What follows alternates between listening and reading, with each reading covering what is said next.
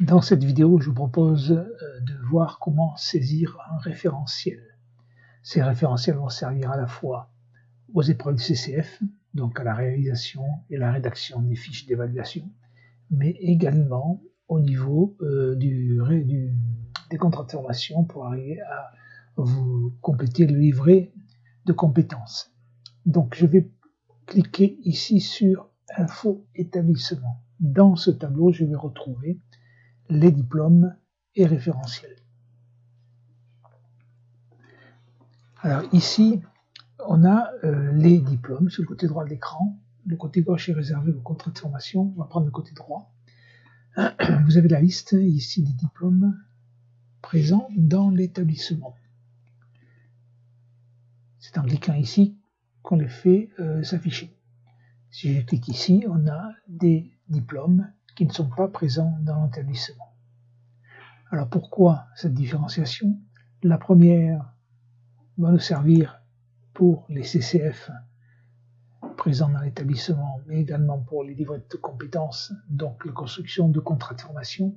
Ici, dans les affichages de diplômes extérieurs, on va avoir des diplômes qui seront utiles lors de l'organisation des épreuves d'examen, puisque dans un établissement, on peut organiser des épreuves pour d'autres établissements. Pour ajouter une formation, je vais revenir dans les lycées, dans les formations présentes dans le lycée. On met un nom ici, par exemple A, on dit que c'est présent dans l'établissement, et on va noter ici le ministère de l'Éducation nationale. Et j'ajoute. Ce diplôme apparaît ici.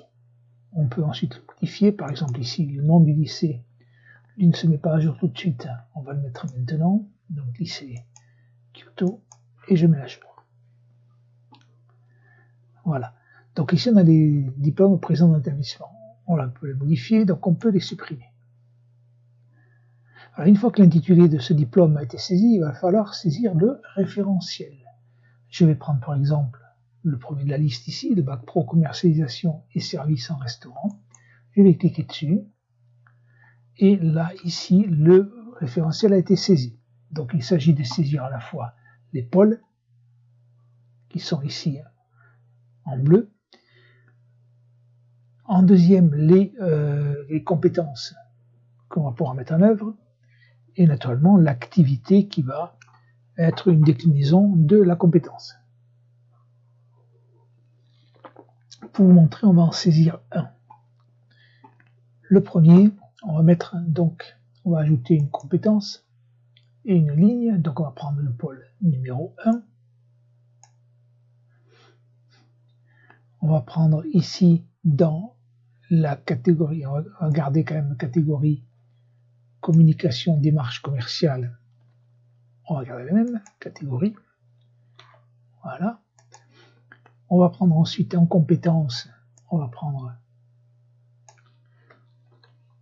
je fais une copie-coller, CTRL-V de la clientèle, je marque un 2 pour différencier un peu, et on va mettre ici le C1,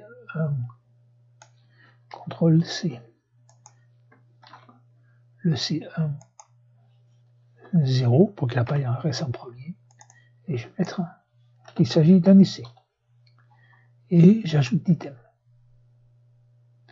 Voilà, on est bien resté dans la communication, démarche commerciale clientèle, et on a le C1, prendre en charge la clientèle 2, et on a la totalité. On peut maintenant, s'il faut, modifier cette compétence.